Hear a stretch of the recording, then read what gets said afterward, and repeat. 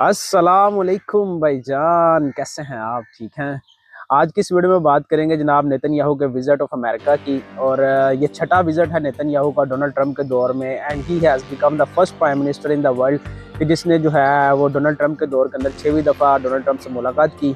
ठीक है, अब इस विज़िट के अंदर बहुत सी इंपॉर्टेंट चीज़ें हैं जो इसके अंदर बताने की हैं कि फर्स्ट ऑफ ऑल कि ये विज़िट का आप टाइमिंग चेक करें कि अभी बोर्ड ऑफ पीस की मीटिंग होनी है इस फेब के लास्ट पे, जिसमें 35 के राउंड कंट्रीज़ ने आना है। ठीक है, ज़्यादा भी आ सकती हैं क्योंकि 35 के राउंड कंट्रीज ने तो इन्विटेशन कबूल किया है, जिनमें पाकिस्तान भी जाएगा, कि जिसके अंदर गज़ा प्लान की रिहेबिलिटेशन का डिस्कस करना है, जिसको मैंने पिछली वीडियो के अंदर डिस्क्राइब किया हुआ है। सेकेंडली, अगर आप देखें तो इस टाइम पे अमेरिका की जो है वो ईरान के साथ न्यूक्लियर टॉक्स दोबारा रिवाइव कर गई हैं, जो पिछले कुछ अर्सा से ख़त्म हो चुकी हुई थी। ठीक है, लेकिन अब दोबारा जो है वो दोबारा से स्टार्ट हो चुकी हुई हैं। और इस दौरान अगर अमेरिका को आप देखें तो सेकंड एंड पे, एक एंड पे न्यूक्लियर टॉक्स कर रहा है, दूसरी साइड पे जो है वो अपना अब्राहम लिंकन, जो दुनिया का सबसे बड़ा वॉरशिप है, वो भी जो है ईरान के साहल के ऊपर भेज रहा है।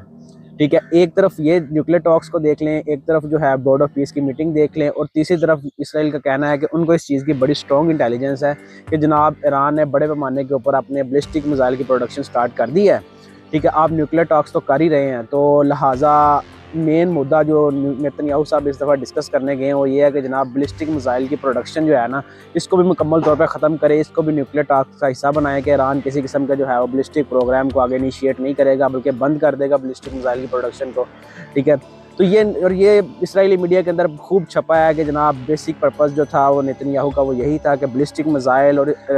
किस जो प्रोडक्शन है इसको ख़त्म करे, ताकि ईरान अपनी प्रॉक्सीज़ को भी सपोर्ट करना बंद करे। ये तो जनाब नेतन्याहू इस सिलसिले में जो है वो अमेरिका जाते हैं, डोनाल्ड ट्रंप से मुलाकात करते हैं और उसको इस चीज़ के ऊपर इंसिस्ट करते हैं कि भाई न्यूक्लियर डील तो चल ही रही है आपकी, ठीक है, लेकिन इसके अंदर जो है वो आप ऐड करें कि जो है बैलिस्टिक मिसाइल की प्रोडक्शन ईरान नहीं करेगा, इसको पार्ट ऑफ न्यूक्लियर डील बनाएं। तो एक 3 घंटे की मीटिंग चलती है, जिसके बाद कोई मीडिया टॉक्स नहीं करते, दोनों प्रेसिडेंट और प्राइम मिनिस्टर और जनाब इसराइल नेतन्याहू सब अपने घर वापस आ जाते हैं। तो जिसके बाद जो है वो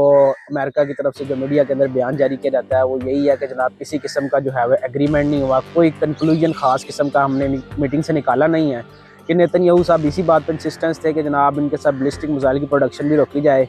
तो ट्रंप साहब का कहना है कि जनाब हमारी ये चौका भी डील चल रही है, तो नेतन्याहू को मैंने यही कहा है कि अभी वेट करो, इस डील को अभी फाइनलाइज होने ले दो, किसी ना किसी पॉइंट पे पहुंच जाने दो, अदरवाइज़ हमारे पास सेकंड ऑप्शन तो मौजूद ही है। ठीक है, हम किसी किस्म का अटैक करना पड़े या किसी किस्म का हमला करना पड़े ईरान पे, तो वो तो हम कर ही रहेंगे। ठीक है, तो इस चीज़ के ऊपर जो है वो हमने मीटिंग एंड कर दी। कोई कंज्यूमेट सोल्यूशन जिसके बारे में कहा गया कि नो डेफिनेट सोल्यूशन जो है किसी किस्म का वो नहीं निकला इस मीटिंग के अंदर से। बहरहाल इस चीज़ के अंदर जो है ना, इस वीडियो को बनाने का मकसद कि आप एक चीज़ नोट करें कि इस टाइम नेतन्याहू साहब, अगर कुछ अर्सा पहले नेतन्याहू के बयानात देखें तो वो बात करता था गज़ा की, हमास की, ठीक है, इसके अलावा इनकी ईरान की मुख्तलिफ प्रॉक्सीज़ की, हिजबुल्लाह की। लेकिन अब वो काफ़ी अर्से से इस चीज़ के ऊपर मुकम्मल तौर पर बात करना बंद कर गया। उसकी ख़ास वजह दोस्तों यही है कि देखें ईरान और इसराइल और जूइश लॉबी जो है किस तरह स्टेप बाई स्टेप अपने मोटिव्स, अपने गोल्स को अचीव कर रही है। कि पहले उनका काम था कि जनाब हमास को न्यूट्रलाइज़ करें, मुकम्मल तौर पे ख़त्म करें, ईरान की प्रॉक्सीज़ को वीक करें। फिर आप सीरिया वाला एपिसोड देखते हैं कि वहाँ से भी जो है वो बशर अल असद की गवर्नमेंट चली जाती है, वहाँ से भी जो ईरान एक्सपोर्ट प्रोवाइड करता था हिजबुल्लाह को सीरिया के थ्रू, वो भी रास्ता मुकम्मल तौर पर बंद किया। तो यूँ इस टाइम इसराइल जो है वो गज़ा, इसके अलावा ईरान की प्रॉक्सीज़ को मुकम्मल तौर पे ख़त्म कर चुका हुआ है, तकरीबन काफ़ी हद तक अंडरग्राउंड हो चुकी हैं ये चीज़ें। तो अब वो बेसिकली उनका हेड टू हेड जो है वो सिर्फ बात होती है नेतन्याहू के मुंह पे ईरान, कि ईरान उसके, अगर आप थोड़ा सा पीछे रिवाइंड करें हिस्ट्री को, तो आप देखते हैं कि अभी रिसेंटली जो ईरान के साथ फाइट होती है जिसमें एरियल स्ट्राइक्स करता है इसराइल, ईरान उसके मुकाबले में बैलिस्टिक मिसाइल मारता है। फिर उसके बाद अमेरिका जो है वो अपने स्टेल्थ एयरक्राफ्ट B-2 बॉम्बर्स के ज़रिए उनके न्यूक्लियर साइट्स को हमला करता है। ठीक है, वो न्यूक्लियर साइट्स पे, जिस पे ट्रंप ने तो बयान दिया था कि जनाब हमने मुकम्मल तौर पर तबाह कर दिया, लेकिन इसराइल का कहना था कि जनाब ऐसा कुछ नहीं हुआ। ठीक है, बहुत माइनर डैमेज हुआ और वो दोबारा ईरान इसको रिकन्स्ट्रक्ट करेगा। ठीक है, लेकिन अब की जो टॉक्स हैं इसके अंदर वो कहते हैं कि कोई धमाका होने से पहले जो है, मैं कहता हूँ ये एक तरह की एंट्री है, मीटिंग है, जिसके अंदर फाइनलाइज हुआ होगा पूरा सिनेरियो कि किस तरह इस नेगोशिएशन को लेके चलना है, और second way of the second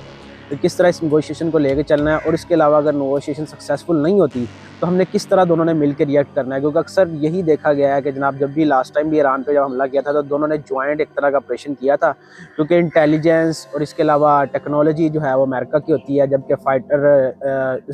technology जो है वो अमेरिका की होती है, जबकि उसको चलाने वाला जो है वो इसराइल होता है। और इसी को नेतन्याहू कहता है कि दुनिया का परफेक्ट कम्बिनेशन तभी बनता है जब अमेरिकन लेटेस्ट टेक्नोलॉजी होती है और हमारे पायलट जो है वो उसको चला रहे होते हैं। तो इस तरह अगर आप इसराइल लॉबी को देखें किस तरह गर्म जोशी के साथ वो इस ट्रम्प के दौरे हुकूमत से फायदा उठा रही है कि जनाब अगर आप, क्योंकि मैंने पिछली वीडियो के अंदर भी बताया कि जितनी भी ट्रम्प की एडमिनिस्ट्रेशन है, जिसमें स्टीव विटकॉफ है जो अमेरिकन इन्वॉय है, डिप्लोमेट रिप्रेजेंटेटिव है मिडिल ईस्ट के अंदर ट्रम्प का, he is a Jewish person. इसके अलावा उसका दामाद जो है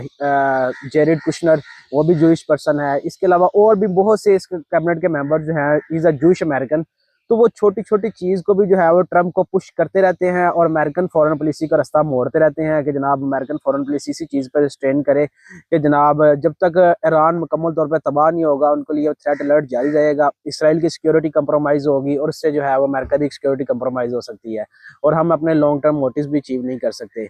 तो यूं किसी भी पॉइंट के ऊपर आप इसराइल लॉबी को जो है वो आप खामोश नहीं देख सकते, वो हर पॉइंट के ऊपर अपने काम में सरगर्म है।